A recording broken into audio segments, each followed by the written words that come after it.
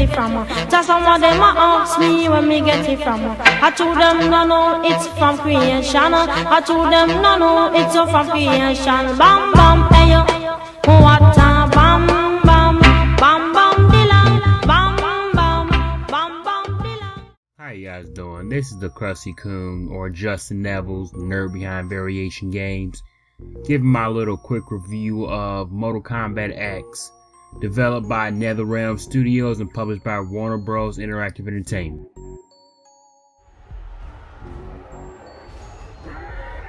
The story of Mortal Kombat X is actually a pretty, you could say interesting story. Basically it takes place, you got the main villain Shinnok, or whatever how you say his name, I don't even know. He attacks Earthrealm in the past with his army of NetherRealm forces. And the beginning of the game, dude, it's like a strike led by Johnny Cage, Sonya Blade, and Kenshi, the blind ninja or whatever. And basically, in the beginning of the game, they're fighting Shinnok, and they're trying to basically banish him and seal him up inside of an amulet and imprison him inside of it forever. And another villain, big villain in the game named Quan Chi. Why you say his name, he manages to escape, and then so basically got evil still out there in the world. So basically where the game takes place is it's 20 years later. The game actually, it flashes back a lot, but the present time is 20 years later. And it's basically after Shinnok's defeat, it's Johnny Cage, he assembles a team. And it's led by his daughter Cassie Cage and Jax, the black dude, the big old black dude, robotic arms. Jax, his daughter Jacqueline Briggs, whatever. Kenshi's son Takeda and Kung Lao, the cousin of Kung Jin.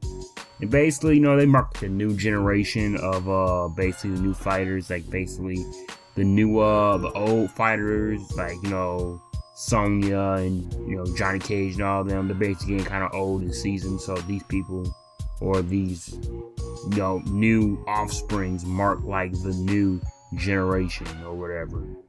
But yeah, basically their task taking out Shinnok and sending him back where he came from. And basically kind of the story's nothing you be flipping out over, but basically the story is they start off kind of batting heads, and then eventually in the end they become one.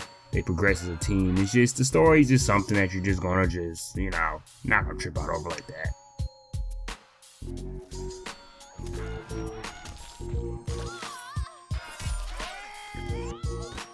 Now when it comes to gameplay, this game is dope as hell. When I say that in this game you body people, it makes you feel so superior.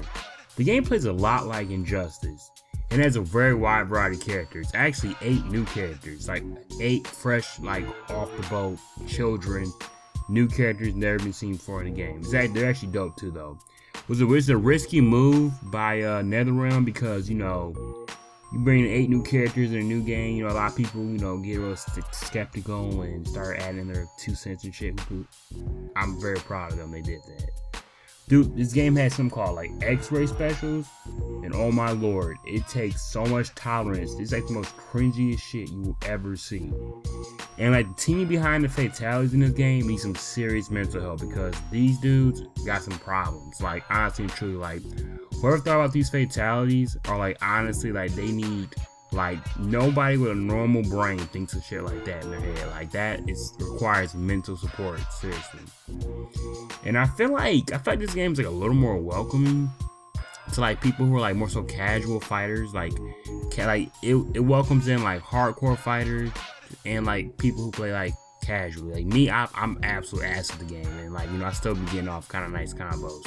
So people who are hardcore, they get awesome. You go online in this game, you'll get your ass whooped if you're a casual player, 100%. Let's show that right now. And I'm not gonna lie, but online playing this game is real smooth, real smooth. I haven't received. I had a couple games that got dropped, but for the most part, me and my buddy played it a lot, and we got most of the time smooth gameplay. It was really no lag or anything behind it. It was real smooth. And there's one thing in this game though called it's a new faction system. It makes you feel slightly important. There's 4 or 5 factions ran by veterans of like Mortal Kombat. Like there's like one called like the Quan Chi or whatever. It's ran by like Sub-Zero. I probably said it right at all, but whatever. And like, you know, it's real smooth. Like, you know, it makes you put you kind of like in a group, and like every like week it has stuff going on with it. But it, you know, it's cool. And there's also a place called the Crypt, which is actually dope. It's like a first person, like you walk with like a forest first person, and like you just like go through tombs and like break stuff open, like, well, I guess crypts, and break things open and unlock things. So that's dope as hell too. I mean, you got like fatalities, like concept art, a bunch of shit you don't care about. I mean, you know, but you know, it gives you something to rate, you know, work towards. So it kind of adds some credibility playing the game. And you know, for the most part, I mean, the mechanics in this game are smooth as hell. I mean, this gameplay is dope as hell, 100%.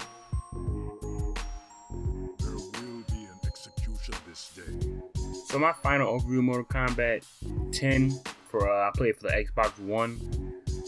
You know, it's for sure a dope ass game. And for anyone who's a fan of a fighting game, you're for sure gonna bust a nut. That's 100% guaranteed right there. I mean, this game appeals to like casual bastards and like, you know, hardcore bastards alike. And for someone like me, like, you know, who's just like me, I don't really have like, you know, critical opinions on games like that. You know, someone like me who, you know, just is easily entertained and, you know, just hand me anything and then have me press some buttons. You know, this game for sure gets my seal of approval. You know, 100%. But honestly and truly, I mean, I'm just some random nerd. So like, you know, who gives a shit about what the fuck I think?